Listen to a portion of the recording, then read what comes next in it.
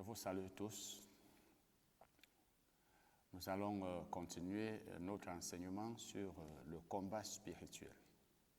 Le combat spirituel, qu'est-ce que c'est? Nous avons commencé ça dernièrement. Le combat spirituel n'est pas un combat physique. Quand c'est spirituel, ce n'est pas physique. Et je vous rappelle que j'ai écrit un livre intitulé « Le combat spirituel ». En fait, c'est une série de 12 livres dont le thème principal, c'est « Vivre à l'abri de la puissance des ténèbres ». Vivre à l'abri de la puissance des ténèbres. Donc, le tome 5 est intitulé « Le combat spirituel ». Nous allons donc voir maintenant ce que la Bible dit au sujet de la guerre, du combat, de la lutte, de la bagarre, parce que c'est des mots synonymes. La guerre, le combat, la lutte, la bagarre. C'est des mots synonymes dans la Bible. Quand je dis c'est des mots synonymes, ça veut dire que lorsque vous lisez dans l'Ancien Testament et dans plusieurs versions, vous verrez que dans telle version, c'est tel mot qui est employé dans tel verset, et dans telle autre version, c'est un autre mot. Ou alors, dans la même version, c'est des mots différents qui sont employés dans deux versets différents. Et souvent, c'est le même mot hébreu. Et si c'est l'Ancien Testament, c'est le même mot grec. Donc, le même mot grec ou hébreu est traduit dans l'Ancien, respectivement, dans le Nouveau et dans l'Ancien Testament, et selon les versions, par bagarre, combat, lutte, guerre. Vous allez voir par exemple que faire la guerre, c'est aussi traduit par combattre ou alors bagarrer. C'est parce que lorsque nous allons voir cela que vous comprendrez qu'est-ce que la Bible appelle combat. Et vous verrez que nulle part, ni dans l'Ancien Testament, ni dans le Nouveau, la Bible ne parle du combat que nous faisons aujourd'hui dans nos assemblées et que nous appelons combat spirituel. Lorsque la Bible parle de combat, du combat dans l'Ancien Testament, c'est un combat entre des êtres humains ou entre les nations. Dans tous les versets, je vous dis, j'ai lu il y a des années, quand j'écrivais cette série de livres, et précisément ce livre, Le combat spirituel, j'ai lu tous les versets de l'Ancien et du Nouveau Testament où on retrouve le mot combat ou alors l'un de ses synonymes. Lorsque la Bible parle de combat, dans ces versets, dans l'Ancien Testament particulièrement, elle fait allusion du combat entre des nations ou entre des êtres humains. Or, notre combat, celui qui est qualifié de spirituel, n'est pas un combat contre les êtres humains. Nous allons donc commencer à voir. Dans Exode 17, verset 16, vous allez voir que Moïse avait dit ceci. « Il y aura guerre de l'Éternel contre Amalek, de génération en génération. » Moïse voulait dire que Dieu utiliserait des hommes pour combattre Amalek, pour faire la guerre à Amalek. Et là, c'était un combat physique. Dans Daniel 7, verset 21, la Bible nous dit que Daniel avait vu une corne, dans une vision. Et cette corne-là représentait un roi. C'est au verset 24. Et vous allez voir que la Bible parle de faire la guerre. Daniel avait vu une corne faire la guerre. Donc il avait vu un roi faire la guerre. C'était un combat physique. Il faut que nous comprenions cela pour que nous puissions comprendre également que le combat que beaucoup font aujourd'hui dans l'Église et qu'ils appellent combat spirituel n'a rien à voir avec ce que la Bible appelle combat spirituel. Ils font plutôt le combat physique. Ils combattent physiquement. Parce que nous avons vu que le mot spirituel connote toujours l'idée d'invisibilité. Une chose spirituelle, c'est une chose invisible. Donc le combat spirituel, lorsqu'on le fait personne ne voit. C'est spirituel. On utilise des armes spirituelles. Et puis, dans l'Ancien Testament, on va voir qu'Israël a combattu contre plusieurs nations. C'était toujours physique, avec des armes. Ça, c'est l'Ancien Testament. Alors maintenant, dans les 4 évangiles. Jésus, en parlant de sa seconde venue, donc de son avènement, a dit qu'avant son retour, nous entendrons parler de guerre et de bruit de guerre. Ça, c'est dans Matthieu 24, verset 6. Il voulait dire qu'il y aurait guerre entre les royaumes, entre les nations. Là, c'est des guerres physiques. Comme aujourd'hui, vous entendez parler de guerre entre tel État et tel autre. Dans Luc 14, verset 31, Jésus a employé le mot guerre en disant qu'avant qu'un roi aille en guerre contre un autre, il s'assied d'abord pour examiner s'il peut marcher à la rencontre de ce roi. Là, c'est une guerre physique. Dans Luc 23, verset 1, Jésus dit ceci. Puis, Hérode, non, la Bible dit ceci. Puis Hérode, avec ses hommes de guerre, le traita avec mépris. Là, la Bible parle de l'armée d'Hérode. Nous allons maintenant dans les actes des apôtres. Acte 7, verset 26. La Bible dit que, la Bible parle de 2 enfants d'Israël qui se battaient qui se battaient entre eux lorsque Moïse était allé leur rendre visite. Ils se battaient, donc ils combattaient. Nous allons aussi dans Acte 5, verset 39. Acte 5, verset 39 et Acte 23, verset 9. La Bible parle des hommes qui avaient fait la guerre ou alors qui avaient combattu contre Dieu en cherchant à empêcher les serviteurs de Dieu de faire l'œuvre de Dieu, c'est-à-dire de prêcher l'Évangile. Dans Acte 23, verset 9, la Bible dit à la fin du verset, « Ne luttons pas contre Dieu ». Ça, c'est la version King James. « Ne luttons pas » ou alors « ne combattons pas contre Dieu ». Nous allons maintenant dans les épîtres, là où Dieu parle aux chrétiens, là où Dieu parle à l'Église. Romains 7, verset 23.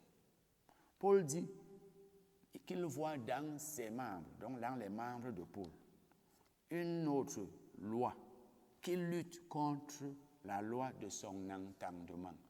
Ce n'est pas une lutte spirituelle. Ce n'est pas une lutte comme certains la livrent aujourd'hui, la guerre, ou alors le combat. Dans 1 Corinthiens 9, verset 7, Paul dit « Qui jamais va à la guerre à ses propres dépens ». Ça, c'est la version d'Albi. Le mot « guerre » est employé ici comme illustration, parce que Paul voulait dire que, en faisant l'œuvre de Dieu, il n'était pas censé pourvoir lui-même à ses propres besoins. C'était les églises qui devaient pourvoir à ses besoins. Et là, il parlait aux Corinthiens. Le verbe combattre apparaît aussi dans 1 Corinthiens 9, verset 5. Paul dit que ceux qui combattent dans les stades combattent pour obtenir un prix. Au verset 26, il dit « Je combats ainsi, non comme battant l'air. Je combats. » Ça, c'est la version d'Albi. Nous allons aussi dans Colossiens 1, verset 28 et 29. Paul dit que c'est Jésus, il dit, c'est lui Jésus que nous annonçons, exhortant tout homme et instruisant tout homme en toute sagesse, afin de présenter à Dieu tout homme devenu parfait en Christ. Et maintenant, il dit, c'est à quoi je travaille en combattant. C'est à quoi je travaille en combattant. Et c'est le même verbe grec traduit ici par combattre qui est employé dans 1 Corinthiens 9, verset 25 dont j'ai parlé tout à l'heure. Colossiens 4, verset 12. Il y a ce verbe-là qui est aussi traduit par combattre. Paul dit que Épaphras combattait pour les chrétiens dans ses prières. Combattre, là, veut dire s'efforcer. Le verbe combattre, là, le verbe qui est traduit là par combattre, veut dire s'efforcer. Donc, Épaphras s'efforçait dans ses prières. Dans 1 Corinthiens 6, verset 12, Paul dit à Timothée, combat le bon combat de la foi. Et dans 2 Timothée 4, verset 7, il dit, j'ai combattu le bon combat. Vous pouvez lire tous ces versets-là, on peut même lire aussi Hébreux 10, verset 32. Paul, en fait, l'auteur de l'Épître aux Hébreux dit ceci, il parle du grand combat que les chrétiens avaient soutenu au milieu des souffrances. Ils ont combattu au milieu des souffrances. C'est ce que l'apôtre dit ici. Et au verset 11, il parle des hommes de foi de l'Ancien Testament qui avaient fait la guerre aux armées étrangères ou alors qui avaient combattu les armées étrangères. Dans Jacques 4, verset 12, la Bible parle des luttes et des querelles parmi les chrétiens. D'autres versions parlent des combats. Par exemple, la version d'Abbé parle des guerres et des batailles. La version King James parle des guerres et des combats. Et la Bible dit que tout cela vient des passions qui combattent dans nos membres. Donc souvent, le mot combattre est employé au sens figuré. Dans 1 Pierre 2, verset 11, la Bible nous ordonne de nous abstenir des convoitises charnelles qui font la guerre à l'âme. Des convoitises charnelles. Donc, vous allez voir, je n'ai pas besoin de tout finir. Je vous ai dit, si vous voulez voir tous ces versets, j'ai mis ça dans la Bible, dans mon livre, je vais dire, il y a à peine peut-être 3 ou 4 versets encore, ou 5 que je n'ai pas cités. Qu'est-ce que je vais donc dire ici? Vous allez voir que la Bible ne parle pas là-bas des combats dans ces versets que j'ai évoqués, les versets auxquels j'ai fait allusion, les versets dont j'ai fait mention. Dans aucun de ces versets, la Bible ne parle du combat contre le diable. Or, le combat spirituel, c'est contre le diable. Mais nous faisons un combat physique aujourd'hui et nous appelons ça combat spirituel. Nous allons donc maintenant parler du combat spirituel qui est biblique. Le combat spirituel biblique. Pas le combat spirituel non biblique. Mon but était d'abord de vous montrer les versets où la Bible emploie le mot combat, le mot combattre ou leur synonyme, pour que vous voyez dans quel cas la Bible parle du combat. Là, vous pourrez vous-même voir si notre combat ou si le vôtre, dans votre maison, dans votre assemblée, est biblique, si la Bible nous demande de faire ce genre de combat quelque part, ou si les gens l'ont fait. Maintenant, nous allons lire Éphésiens 6, versets 10 à 17. Et dans ce passage que nous allons lire, vous allez voir quelles sont les armes dont nous avons besoin pour combattre contre Satan, qui est encore appelé le diable. Les armes dont nous avons besoin pour combattre contre le diable. Éphésiens 6, versets 10 à 17. Éphésiens 6, versets 10 à 17. Au reste, fortifiez-vous dans le Seigneur. Au reste, fortifiez-vous dans le Seigneur. Et par sa force toute puissante, revêtez-vous de toutes les armes de Dieu. Toutes les armes de Dieu. Revêtez-vous-en. Dans quel but? Il dit, afin de pouvoir tenir ferme contre les ruses du diable. Verset 12 et suivant. Car nous n'avons pas à lutter. Ça, c'est la version le second. Dans d'autres versions, vous verrez, nous n'avons pas à combattre contre la chair et le sang, mais contre les dominations, contre les autorités, contre les princes de ce monde des ténèbres, contre les esprits méchants dans les lieux célestes. C'est contre eux que nous avons à combattre, c'est contre eux que nous avons à lutter. Et maintenant, donc, la Bible nous parle des armes qu'il nous faut pour combattre ces esprits-là, pour combattre le diable. C'est de ces armes que nous avons besoin. Nous n'avons pas besoin d'autres armes. Donc, si dans ton combat, que tu appelles combat spirituel, tu n'utilises pas ces armes-là, tu utilises autre chose, ton combat n'est pas biblique. C'est pourquoi, voici donc les armes. Prenez toutes les armes de Dieu, afin de pouvoir résister dans le mauvais jour et tenir ferme après avoir tout surmonté. Voici donc les armes. Tenez donc ferme, ayez à vos reins la vérité pour ceinture. La vérité est une arme qu'on doit utiliser pour le combat spirituel ou dans le combat spirituel. On doit l'avoir à la place de la ceinture que les soldats romains utilisaient dans leur combat. Parce que leur combat était physique. Il leur fallait donc des armes physiques comme la ceinture. Tenez donc ferme, ayez à vos reins la vérité pour ceinture. Revêtez la cuirasse de la justice. La cuirasse de la justice. Donc la justice est une autre arme.